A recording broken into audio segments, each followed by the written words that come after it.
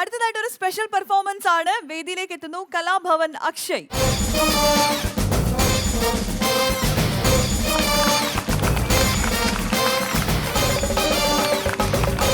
അക്ഷയ്, ഇപ്പൊ പേരിന്റെ കൂടെ കലാഭവൻ ഉള്ളപ്പോ തന്നെ നമുക്ക് പിന്നെ ചോദിക്കേണ്ട ആവശ്യമില്ല എവിടെയാണ് എന്നുള്ളത് അല്ലേ? യെസ്. അപ്പൊ എത്ര നാളായി കലാഭവനില്? ഞാനിപ്പോ 1 കൊല്ലം കഴിഞ്ഞു. 1 കൊല്ലം. വേറെന്താ ചെയ്യുന്നത്? വേറെ ഇപ്പൊ വോയിസ് പഠിക്കുവാണ്. +2 പഠിച്ചോണ്ടിരിക്കുകയാണ്. ഓക്കെ. അപ്പൊ അതിന്റെ കൂടെയാണ്. അപ്പൊ ഇതുപോലെ കലോത്സവങ്ങൾക്കൊക്കെ പോകാറുണ്ടോ? കലോത്സവത്തിന് പോവാറുണ്ട്. ഞാൻ 7ാം ക്ലാസ് തൊട്ട് പോവാറില്ല. ഞാൻ തന്നെ മോണായിട്ടൊക്കെ എഴുതി അങ്ങനെ കയറി പോയത്. പിന്നെ ഓക്കെ. അപ്പൊ ഇന്ന് ഇവിടെ എന്താ ചെയ്യാൻ പോകുന്നത്? ഇന്ന് നമ്മുടെ കുറച്ച് ആക്ടേഴ്സിന്റെ വോയിസും അതുപോലെ തന്നെ നമ്മുടെ ഫീമെയിൽ വോയിസ് അങ്ങനെ കുറച്ചൊക്കെ താരങ്ങളുടെ വോയിസ് ഒക്കെ കേൾക്കാം. ഓക്കെ, കേട്ട് നോക്കാം. ഓക്കെ. അപ്പൊ നമുക്ക് ആദ്യമായിട്ട് നമ്മുടെ വെള്ളാപ്പള്ളി നടേശൻ സാർ എല്ലാവർക്കും അറിയാവുന്നതാണ്. അതായത് ഈ ഗുരുദേവൻ പറഞ്ഞിട്ടുണ്ട്, ഒരു ജാതി, ഒരു മതം, ഒരു ദൈവം മനുഷ്യരുത്. പക്ഷേ ജാതി ഏത് മതം ഏത് ഗുരുദേവനും അറിയാവേല, എനിക്കും അറിയാവേല. അപ്പോൾ താങ്കൾക്ക് അറിയാമെങ്കിൽ ചങ്ങനാശ്ശേരി സുകുമാരൻ കൂടി എന്നോട് പറയുക. Good job. ഇനി അടുത്ത ആരാണ്? അടുത്ത നമുക്ക് ഫീമെയിൽ വോയിസ് ഷീലാമ്മയുടെ ശബ്ദം. അയ്യോ, എൻ്റെ മാത്തക്കുട്ടി ചായോ, എൻ്റെ മാത്തക്കുട്ടി ചായനുണ്ടായിരുന്നുവെങ്കിൽ എനിക്ക് കപ്പയും കഞ്ഞിയും വാങ്ങി തന്നാന്. ഹോ, എൻ്റെ ചേച്ചി, ഈ മാത്തക്കുട്ടി ചായ നമുക്ക് പോകാം, വാ. അടുത്ത നമുക്ക് നമ്മുടെ നാണിത്തള്ള രാധാകൃഷ്ണൻ ചേട്ടൻ സ്കിറ്റിലും എല്ലാത്തിലും മികച്ച, പ്രത്യേകിച്ച് ഇതുപോലത്തെ വേദികളിലൊക്കെ. അപ്പോൾ നാണിത്തള്ളയുടെ വോയിസ്. എന്താണ് മക്കളത് കേൾക്കാൻ ഇരിക്കണം? എൻ്റെ വന്നേട്ട രണ്ട് കൗണ്ടറൊക്കെ അടിയത് എന്തിരിപ്പാണ്. അടുത്ത നമ്മുടെ പ്രേമ സിനിമയിലെ വിനയ് ഫോർട്ട് എല്ലാവർക്കും അറിയാവുന്നതാണ്. പ്രേമ സിനിമയിൽ നിന്ന് തന്നെയാണ് പുള്ളിക്കാരൻ ആ ഒരു പേരെടുത്ത് അറിഞ്ഞത്. അപ്പോൾ അതിന്റെ മുമ്പ് നമ്മുടെ BGM ഒരു വെറൈറ്റി സംഭവമാണ് കാണിക്കാൻ പോകുന്നത്. അന്ന് മൈക്ക് പിടിക്കുകയാണെങ്കിൽ അന്ന് ചെയ്യാം.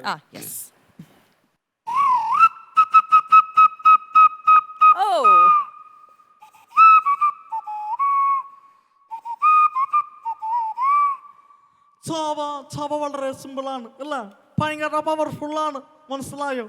മനസ്സിലായെന്ന് പറഞ്ഞു കൊടുക്കണം കേട്ടോ. എനിക്കും ശരിയായിട്ട് മനസ്സിലായിട്ടില്ല. നിങ്ങൾക്ക് മനസ്സിലായി കാണും അല്ലേ? നിങ്ങൾക്ക് മനസ്സിലായി. ഇപ്പൊ എന്താണ്ടൊക്കെ മനസ്സിലായിട്ടുണ്ട്. ഇൻട്രോ മ്യൂസിക് പൊളിച്ചു, പ്രേമത്തിന്റെ ആ ഒരു മ്യൂസിക്. ഇനി അടുത്തത് നമുക്ക് ശശികലിംഗ. ശശികലിംഗ. മർമ്മം, കർമ്മം, ധർമ്മം, ഇവര് 3 പേരുമാണ് എൻ്റെ ഹീറോസ്. എന്നും വഴിന്ന് കിട്ടും, വാങ്ങിക്കൊണ്ട് പോകും. കിട്ടണതും കൊണ്ടുവരുമ്പോ ഉള്ളത് പിന്നെയും കിട്ടും. നമ്മുടെ ധർമ്മജന്റെ വോയിസ്. അതെനിക്ക് ഞാൻ പുതിയതായിട്ട് എടുക്കാൻ തുടങ്ങിയാണ്. നമ്മുടെ പാപ്പിച്ചാന്റെ വോയിസ് ഒന്ന് ട്രൈ ചെയ്ത് നോക്കാം. അവിടെ കഞ്ഞോളോട് വെച്ചിട്ടത് വാട്ടവളോടെ കഞ്ഞോളോന്ന് അറിയാമല്ലോ. പാപ്പിച്ചായ കുടിച്ചിട്ടൊന്നും വരണ്ടോ? പാപ്പിച്ചായ സ്കൂളിൽ പോണ പാപ്പിച്ചായ. Good one. നന്നായിട്ട്. അടുത്ത നമ്മൾ വിഷ്ണു ഉണ്ണികൃഷ്ണൻ, നമ്മുടെ പുതിയ ഒരു താരം തന്നെയാണ്. അപ്പോൾ വിഷ്ണു ചേട്ടന്റെ വോയിസിൽ ചെയ്യാം. ഈ സിനിമാടന്മാരെ കാണാൻ സെറ്റപ്പ് അല്ലേ? അവരൊക്കെ കാശും സൗന്ദര്യവും അവരൊക്കെ പേര് തന്നെ കേട്ടില്ലടാ. എന്നെ അങ്ങോട്ട് പേരല്ലേ? നിന്റെ പേരെന്താന്ന് പറഞ്ഞത്? ദാസപ്പൻ. ദാരിദ്ര്യം എന്നെ കുഞ്ഞാവേ. ഈ പേരിട്ട് തന്നെ അറിയാലോ. ഒരു കാര്യത്തും കയറി പിടിക്കാൻ പോളെന്ന് ഏറെക്കുറെ. സൂപ്പർ. ഗുഡ് ജോബ് അക്ഷയ്, നന്നായി ചെയ്തു എല്ലാം അല്ലേ? അപ്പോൾ എന്താണ് സജഷൻസ്, ഇംപ്രൂവ്മെന്റിനുള്ള സജഷൻസ്? അനുഭവസ്ഥർ പറയൂ. ഒന്നും പറയില്ല, അടിപൊളിയാണ്. ഇനി അക്ഷയ് നന്നായിട്ട് ചെയ്തു. ഇനിയിപ്പം പ്രാക്ടീസ് ചെയ്യുന്നതിനനുസരിച്ച് അത് തന്നെ ഇമ്പ്രൂവ് ആയിക്കോളും. പിന്നെ നിങ്ങളുടെ ശബ്ദത്തിനകത്തൊരു ശബ്ദം ഒളിഞ്ഞു കിടപ്പുണ്ട്. അത് ഇതുവരെ ശ്രദ്ധിക്കാത്തതുകൊണ്ടാണോ എനിക്ക് തോന്നിയതാണോ എന്ന് അറിയത്തില്ല. നമ്മുടെ എന്തേലും ഒന്ന് സംസാരിച്ചേ. ചെമ്പം വിനോദ് ചേട്ടന്റെ ശബ്ദമായിട്ട് എടുക്കണാണ്. അത് നല്ല സാമ്യമുണ്ട് അല്ലേ? വിനോദന്റെ മിക്സ്ഡ് വോയിസ്, മറ്റേ ജോർജേട്ടന്റെ പൂരോ മിക്സ്ഡ് വോയിസ്. നീ എന്തോടാക്കണെന്ന് പടക്കണേ അജോ? ഈ ജയിലിലെ കള്ളന്മാരെന്ന് പറഞ്ഞാ നല്ല ഇന്റർനാഷണൽ കള്ളന്മാരായിരിക്കും. എടാ ജോർജെ, മത്തായി പറമ്പിന്റെ അപ്പനാണെങ്കിലും അതൊക്കെ നോക്കി കണക്കുള്ള നീയൊക്കെ തന്നെയാണ്. നീയൊക്കെ ഇടണമെങ്കിലേ ഈ പറമ്പിന് മുന്നോട്ട് പോകുള്ളൂ. നീയൊക്കെ പൊരിക്കണം മക്കളെ. അടിപൊളി. അത് മോന്റെ ശബ്ദം കേൾക്കുമ്പോൾ തന്നെ നമുക്ക് മനസ്സിലാകും. അതുകൊണ്ടാണ് അങ്ങനെ പറഞ്ഞത്. നന്നായിരുന്നു, അടിപൊളി, സൂപ്പറായിട്ട് പ്രാക്ടീസ് ചെയ്യുക. താങ്ക് യു ചേട്ടാ. ബാക്കിയെല്ലാം ഓക്കെ താങ്ക് യു. പുറകാലെ വരും. Thank you thank you Nelson ചേട്ടാ. ചെയ്തെല്ലാം നന്നായിരുന്നു, അടിപൊളിയായിരുന്നു, സൂപ്പറായിരുന്നു. പിന്നെ ഒരു കാര്യം മാത്രം പറയാൻ, നിനക്കിപ്പോൾ തുടക്കമാണ്, നിനക്ക് ഇഷ്ടംപോലെ സമയം കിടക്കുക, ഓടിക്കാനുള്ള സമയം കിടക്കുക. ദൈവം അനുഗ്രഹിക്കട്ടെ. All the best. അപ്പൊ അക്ഷയ്, വീണ്ടും കാണാം. വളരെ പ്രശസ്തനായ ഒരു കലാകാരനായി മാറട്ടെ. All the best.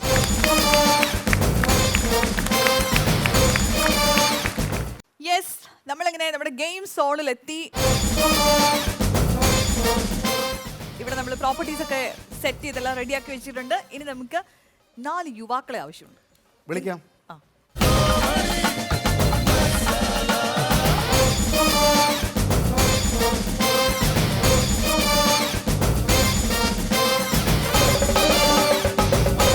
സോ നമുക്കിവിടെ 4 പേരെ കിട്ടിയിട്ടുണ്ട്. അപ്പൊ നമുക്ക് ഇവരൊന്ന് ആദ്യം പരിചയപ്പെടാം. എന്താ പേരെന്താ? എൻ്റെ പേര് ജിബിൻ. ജിബിൻ എന്ത് ചെയ്യുന്നു? ഞാൻ മെക്കാനിക്കാണ്. മെക്കാനിക്കാണ്. ഓക്കെ. ഐഡിയ ഉണ്ടോ? എൻ്റെ പേര് ആദർശ്. ഞാൻ ഇലക്ട്രിക്കൽ വർക്ക്. അവനും ഐഡിയ കാണും. എൻ്റെ പേര് ബിനിൽ. ബിനിൽ. ഞാൻ മലേഷ്യയിലായിരുന്നു, ഇപ്പോൾ ലീവിലാണ്. ആ. വലിയ പ്രതീക്ഷയില്ല. എൻ്റെ പേര് സനു. ഞാൻ ഇലക്ട്രീഷ്യൻ്റെ വർക്കാണ്. ആ. പ്രതീക്ഷയുണ്ട്, പക്ഷെ മുടി സാരി കുരുങ്ങുമെന്നൊരു സംശയം. അപ്പോ എന്താണ് ഈ കുരുങ്ങും അല്ലെങ്കിൽ പ്രതീക്ഷ ഉണ്ടോ ഇല്ല എന്നൊക്കെ നെൽസൺ ചേട്ടൻ പറഞ്ഞുകൊണ്ടിരിക്കുന്നതിന്റെ കാര്യം എന്ന് വെച്ചാൽ നമ്മുടെ ഗെയിം അങ്ങനെ ഒരു ഗെയിമാണ്. എന്താണ് ഞങ്ങളുടെ ഗെയിം? പെട്ടെന്ന് പറയും. എന്താണ് ഗെയിം എന്ന് വെച്ചാൽ ഇതൊരു സാരി ഗെയിമാണ്. സാരി എടുക്കുന്ന ആ, നിങ്ങൾക്ക് നന്നായിട്ട് കെട്ടാൻ അറിയോ? കെട്ടിടാൻ പെണ്ണ് കിട്ടുന്ന കാര്യമല്ല അനിയ. പെണ്ണ് കെട്ടിയ ആരെങ്കിലും ഉണ്ടോ കൂടെ? പെണ്ണ് കെട്ടിണ്ടാ? മലേഷ്യയിൽ ലീവിന് വന്ന് പെണ്ണ് കെട്ടാനാണോ? ഓക്കെ. അപ്പൊ എന്തായാലും ഈ പെണ്ണ് കെട്ടുന്നതിന് മുമ്പ് എല്ലാവരും ഇങ്ങനെ പോയിട്ട് സീനിയേഴ്സിനോടൊക്കെ ചോദിക്കാറുണ്ട്, സത്യത്തിൽ ഈ കെട്ട് എങ്ങനെ കിട്ടുന്നത്, സാധാരണ കെട്ടുന്ന പോലെ അങ്ങനെയൊക്കെ ചോദിച്ചിട്ടുണ്ടോ? ആ കെട്ടിന് എന്തോ പ്രത്യേകത ഉണ്ടോ? പെൺകെട്ട് ആൺകെട്ടെന്നൊക്കെ പറഞ്ഞിട്ടുണ്ട്, അങ്ങനെ ഉണ്ട് കെട്ടുണ്ട്. ഓ, അങ്ങനെയൊക്കെ ഉണ്ട്. ഓക്കെ. അതെന്തായാലും ഇത് അങ്ങനെയൊന്നും അല്ല. നമുക്ക് ഇവിടെ വേണ്ട നല്ല കടുങ്കെട്ടാണ്. ഒരു സാരി ഉണ്ട്. ഈ സാരി നല്ല നീളത്തിൽ 2 പേരുടെ അരയിലായിട്ട് അതിന്റെ എൻഡ് ചുറ്റിത്തരും. ഓക്കെ, കെട്ടിത്തരും. ഓക്കെ, അങ്ങനെ അരയിൽ ഉറപ്പിച്ച് ഈ സാരി കൊണ്ട് നിങ്ങൾ കൈ ഉപയോഗിക്കാതെ വന്ന് ഈ ഒരു ദണ്ടുണ്ടല്ലോ, സ്റ്റാൻഡ്. ഓക്കെ, ഈ സ്റ്റാൻഡിൽ കെട്ടിടണം. അതായത് ശരിക്കും നമ്മൾ ഇങ്ങനെ ഇടുന്ന കെട്ടുണ്ടല്ലോ, 2 സൈഡ് മുറുക്കിയിട്ടുള്ള കെട്ട്. അങ്ങനത്തെ എത്ര കെട്ട് നിങ്ങൾക്ക് ഇതിൽ ഇടാൻ പറ്റുന്നു എന്നുള്ളതാണ് നമ്മുടെ ഗെയിം. ഇങ്ങനെ പോയിട്ട് മനസ്സിലായോ? 2 പേരുടെ അരയിൽ ഇങ്ങനെ ഒരു സാരി കെട്ടിയിട്ടുണ്ടായിരിക്കും. അപ്പൊ ഈ സാരി കൊണ്ട് നിങ്ങൾ നടന്ന് കെട്ടിനകത്തൂടെ കയറി, അകത്ത് കയറുമ്പോൾ വേണമെങ്കിൽ ഇങ്ങനെ തല കയറ്റാൻ വേണ്ടി വേണമെങ്കിൽ കൈ ഉപയോഗിക്കാം. ടൈറ്റ് ചെയ്യാൻ നിങ്ങൾ 2 സൈഡിലേക്ക് വലിഞ്ഞു നിന്ന് ടൈറ്റ് ചെയ്യണം. അങ്ങനെ നമ്മുടെ പാട്ട് അവസാനിക്കുന്നതിന് മുമ്പ് ഏറ്റവും അധികം കെട്ടുകൾ ഈ ഒരു സ്റ്റാൻഡിൽ ഇടുന്ന ടീമായിരിക്കും വിൻ ചെയ്യുക. മനസ്സിലായോ?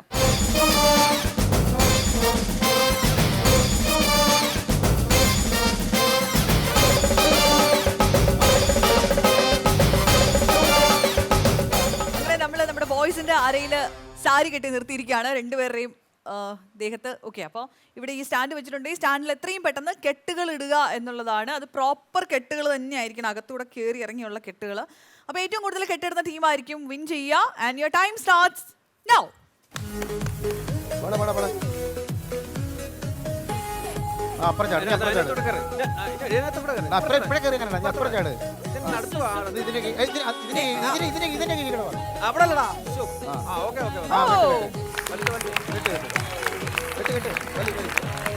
Good job.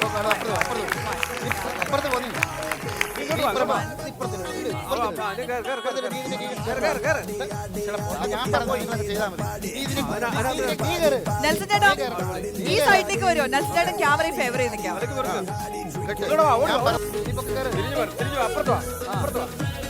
പാട്ട് തീരുന്നതാണ് നമ്മുടെ സമയം. കെട്ടിട സമയമുണ്ട്.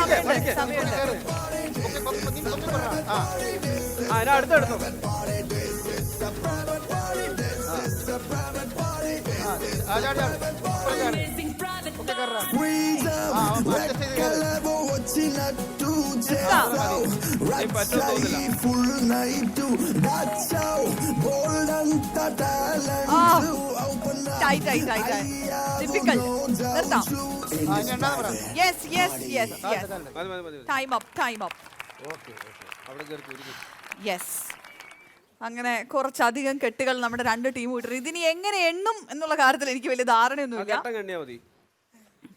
കെട്ട് നമുക്ക് എണ്ണി നോക്കാം. 2 3 4 5 6 7 7 അതിൽ കൂടെ ഉണ്ടോ? നമുക്കൊന്നുകൂടി ചെക്ക് ചെയ്യാം. ഓരോന്ന് അടിച്ചടിച്ചിട്ടുണ്ട് ആ നിങ്ങൾ ആ ഒരു സൈഡിൽ നിന്ന് കഴിച്ചു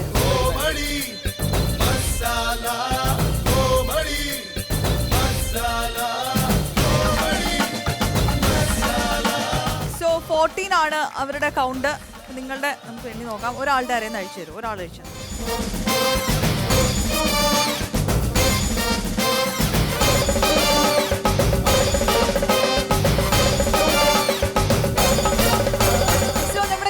അവസാനിക്കുകയാണ്. ഗെയിം അവസാനിക്കുമ്പോൾ നെൽസൺ ചേട്ടന്റെ ടീമാണ് വിൻ ചെയ്തിരിക്കുന്നത്. അപ്പോൾ അവർക്കുള്ള സമ്മാനങ്ങൾ നമുക്ക് കൊടുത്തേക്കാം കൈയോടെ.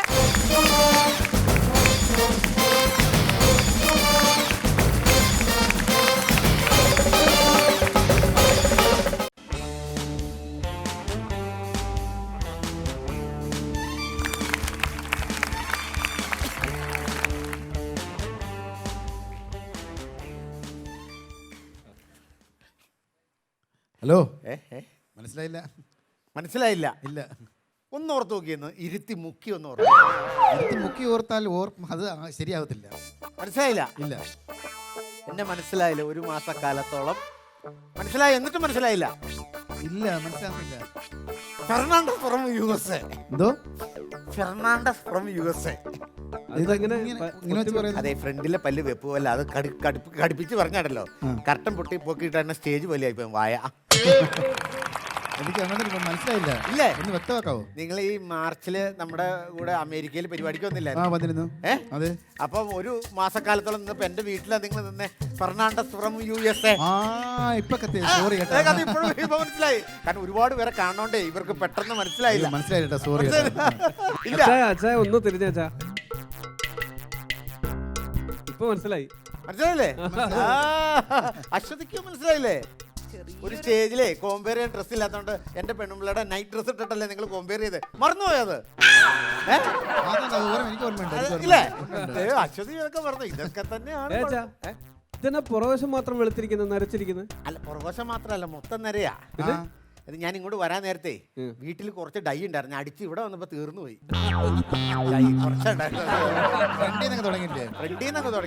നമുക്ക് കുറെ ഗിഫ്റ്റ് കിട്ടിയായിരുന്നല്ലോ. കുറെ ഗിഫ്റ്റ് ഞങ്ങൾക്ക് കിട്ടിയായിരുന്നല്ലോ. അത് നമുക്ക് കിട്ടിയപ്പോ ഇദ്ദേഹത്തിന്റെ നമ്മുടെ കാറിൽ സ്ഥലമില്ലാത്തത് കൊണ്ട് ഇദ്ദേഹത്തിന്റെ കാറിൽ വെക്കാന്ന് പറഞ്ഞ് എയർപോർട്ടിൽ തിരിച്ചു എത്തിക്കാന്ന് പറഞ്ഞു. തരാതെ നമ്മളെ പറ്റിച്ച കക്ഷിയാണ്. അതിനകത്ത് സത്യാവസ്ഥ എന്നാന്നറിയാമോ? എന്താണ്?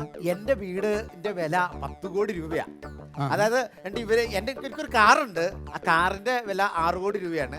അപ്പൊ ആ 6 കോടി രൂപയുടെ കാറിനകത്ത് ഇവരുടെ നിസ്സാര പൈസയുള്ള ഗിഫ്റ്റ് കൊണ്ടുവരാനായിട്ട് ഞാൻ ഇറങ്ങാൻ തുടങ്ങുമ്പോഴത്തേക്കും 5 ലക്ഷം രൂപയുടെ വില കുറഞ്ഞ ഒരു വണ്ടിയിൽ എൻ്റെ ഒരു ബന്ധത്തിൽപ്പെട്ട ആളുകളും കയറി വന്നു. നമുക്ക് 6 കോടി രൂപയുടെ വണ്ടി ഉണ്ടെന്ന് പറഞ്ഞ് 5 ലക്ഷം രൂപയുടെ വണ്ടിയിൽ വന്നവരെ നമുക്ക് മൈൻഡ് ചെയ്തിരിക്കാൻ പറ്റുമോ?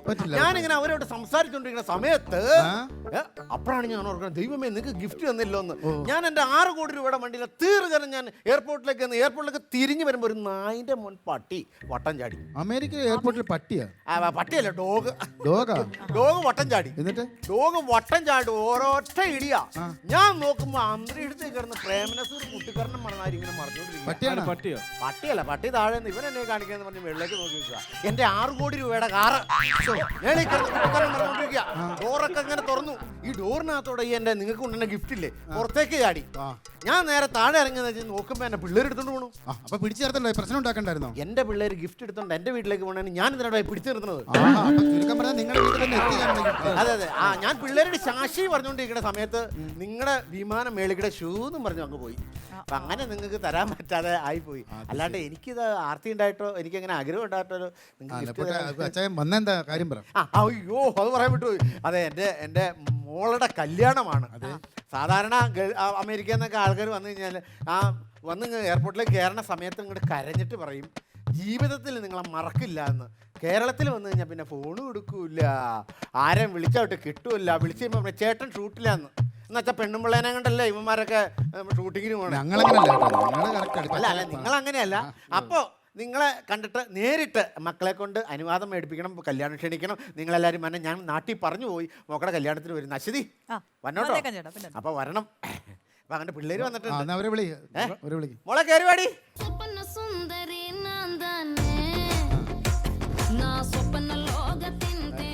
ഇതാണ് എന്റെ മോള്. ഇതാണ് എൻ്റെ മോള്. ഇത് ഞാൻ എൻ്റെ മോള് കെട്ട മോണ പയ്യൻ. അപ്പൊ ഇതാണ് മോളും മോനും. മോരും മോളും ഓ, അല്ല. അല്ല, മോളും മോനും മരുമോനും. എന്താ പേരെന്താ? എൻ്റെ പേര് ഫെറി. തെറിയോ? ഫെറിയല്ല, ഫെറി ഫെറി ഫെറി. ആ, ഫെറി. നല്ല പേര്. എന്നെ അറിയില്ല നിങ്ങൾ? എന്നെ അറിയില്ലേ? എന്നെ ഓർക്കുന്നില്ല. മനസ്സിലായില്ലേ? ഉല്ലാസം പന്തളം കൂടെ ഉല്ലാസം പന്തളമല്ല ഉല്ലാസം പന്തളം ലക്ഷണം കൂടെ അമേരിക്ക വന്നപ്പോൾ അമേരിക്ക മുഴുവൻ കൊണ്ട് കാണിച്ച ഞാനാ. എന്നെ മറന്നുപോയോ ഫെറിയെ? മനസ്സിലായില്ലേ? ഞാൻ അവിടെ ഇല്ലാതിരിക്കുന്ന സമയത്ത് ഇവനാണ് എല്ലാവരും കൊണ്ട് എല്ലാം കാണിച്ചു കൊടുത്തത്. അമേരിക്കയിലുള്ള ഓരോ പുച്ചടിക്ക് പോലും എന്നെ അറിയാമല്ലോ. എന്നിട്ട് നിങ്ങൾക്ക് അറിയില്ലേ? അതിനാ നിങ്ങൾ എന്നാ പുൽച്ചാടിയാണോ? അതല്ല, ഞാൻ അമേരിക്കയിൽ എത്ര സ്വീകാര്യനല്ല. മോളുടെ പേര് ആൻഡ്രിയ. എന്തോ? ആന്റിനെയോ? അപ്പൊ ഇവിടെ നിന്നൊക്കെ ആന്റിന പോയിട്ട് കുറെ കാലമായി. ഇപ്പൊ കേബിളാണ്. ആൻഡ്രീന ഞങ്ങള് വീട്ടിൽ വെറോനിക്കാന്ന് വിളിക്കും. അപ്പോ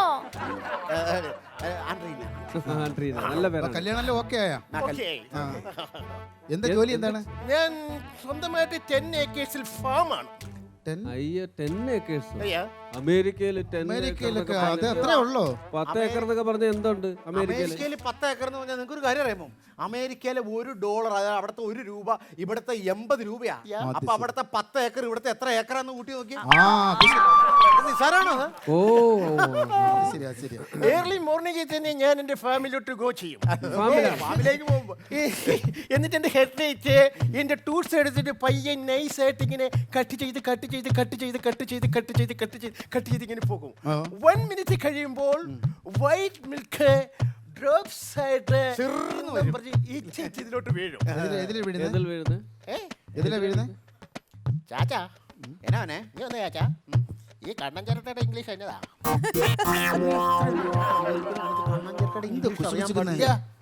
കണ്ണൻ ചേട്ടയുടെ ഇംഗ്ലീഷ് എന്നെ എനിക്കറിയാൻ പാടില്ല.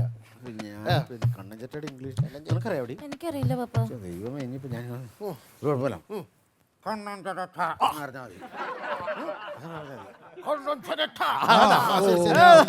മനസ്സിലായി. എന്നാ ഒരു സംശയം കൂടെ. ഞാൻ ഈ ഒട്ടുപാലിന്റെ ഇംഗ്ലീഷ് എന്നതാ? ഓ, ഇവൻ മനുഷ്യനെ നാറ്റിക്കും. ഒട്ടുപാലിന്റെ ഇംഗ്ലീഷ് തന്നെ അടി നമുക്കും അറിയാൻ പാടില്ല. ഒട്ടുപാലിന്റെ ഇംഗ്ലീഷ് സ്റ്റിക്കർ മിൽക്ക്.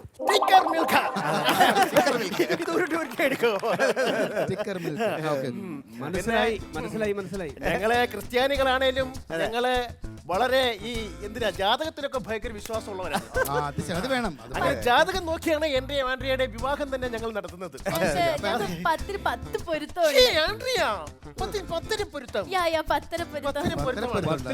പൊരുത്തം. അതായത് ജോത്സ്യൻ പറഞ്ഞത് മരണത്തിന് പോലും ഞങ്ങളെ വേർപെടുത്താൻ പറ്റില്ല എന്നാണ്. ഞാൻ മറ്റേ കാര്യം പറയട്ടെ പപ്പ. അമേരിക്കയിൽ ജനിച്ചുള്ളതാണ് പറയല്ല. ഈ കൊച്ചുണ്ടല്ലോ, ഇവളോട് എന്ത് കാര്യം പറഞ്ഞ അവളെ എന്നോട് ചോദിച്ചിട്ട് ഇനി വേണ്ടാന്ന് ഞാൻ പറഞ്ഞു കഴിഞ്ഞാൽ അവളത് ചെയ്യില്ല. ഞാൻ പറയട്ടെ? വേണ്ട മോളെ. ഞാൻ പറഞ്ഞ എന്താ? ചില സമയത്ത് അവൾ അങ്ങനെയാണെങ്കിൽ ഞങ്ങളൊരു കാര്യം ചോദിക്കട്ടെ. അതായത് ഇപ്പം പിന്നെ നിങ്ങൾ 10 പൊരുത്തം എന്നല്ലേ പറയുന്നത്? 10 പൊരുത്തം നിങ്ങൾ വിവാഹിതരായെന്ന് വെച്ചു. വിവാഹിതരാകുമ്പോൾ നിങ്ങളുടെ ഏറ്റവും അടുത്ത സുഹൃത്ത് എന്റെ ഏറ്റവും അടുത്ത സുഹൃത്ത് എന്ന് പറഞ്ഞാൽ ബെഞ്ചമിൻ ബ്രൂണോ അല്ലേ? ഞങ്ങൾ ഒരു രണ്ട് മനസ്സും ഒരു ശരീരവുമാണ്. അത്ര കൂട്ടാണ്. അപ്പൊ നിങ്ങൾ ഇല്ലാത്ത സമയത്ത് ഈ ബ്രൂണോ നിങ്ങളുടെ വീട്ടിൽ വന്നു, നിങ്ങളെ വൈഫുമായിട്ട് സംസാരിച്ചു. എന്നിട്ട് നമുക്ക് ബീച്ചിൽ പോകാന്ന് പറഞ്ഞിട്ട് രണ്ടുപേരുടെ ബീച്ചിലേക്ക് പോകുന്നു. എന്തായാലും ബീച്ചിൽ ചെന്നപ്പോൾ ഇവർ വെള്ളത്തിൽ കടലിലായിപ്പോയി. ആപത്തിന് കേട്ടാ, തിരമാല അകപ്പെട്ടു പോയി, കടലിൽ അകപ്പെട്ടു പോയി. ഈ വിവരം ഫെറി അറിഞ്ഞിട്ട് ഓടി അവിടെ കടപ്പുറത്ത് ആ ബീച്ചിൽ വരികയാണ്. ബീച്ച് വന്ന് നോക്കുമ്പോൾ രണ്ടുപേരും കടലിൽ ഇങ്ങനെ ഉള്ളിൽ കിടന്നിങ്ങനെ കൈയും കാലും ഇട്ട് അടിക്കുന്നു. നിങ്ങൾ ആരെ രക്ഷിക്കും? ഞാൻ രണ്ടുപേരെയും രക്ഷിക്കത്തില്ല. ഞാനില്ലാത്ത സമയത്ത് ഇവള് ബ്രൂണോ ആയിട്ട് ഇവളെന്തിനാണ് ബീച്ചിൽ കുളിക്കാൻ പോയത്? അവര് ചുമ്മാ ഒരു ഉദാഹരണം പറഞ്ഞതല്ലേ. അവർ എന്ത് ഉദാഹരണം പറഞ്ഞെന്ന് പറഞ്ഞാലും ഞാനില്ലാത്ത സമയത്ത് നിന്നോട് ആര് പറഞ്ഞു ഈ ബ്രൂണോ ആയിട്ട് ബീച്ചിൽ പോകാനായിട്ട്? ജോക്കൊന്നും അല്ല ഇത്, ജോക്കല്ല ഇത്, ജീവിതം വെച്ചാണ് ബ്രാൻഡിനെ നീ കളിച്ചിരിക്കുന്നത്. ഞാനില്ലാത്ത സമയത്ത് നീ എന്തുകൊണ്ട് നീ ബ്രൂണോമായിട്ട് നീ കടപ്പുറത്ത് പോയി മാത്രം എന്നോട് പറ.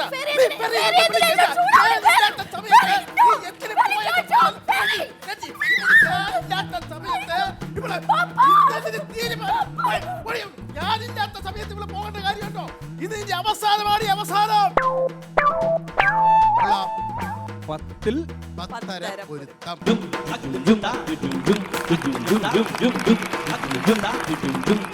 Dum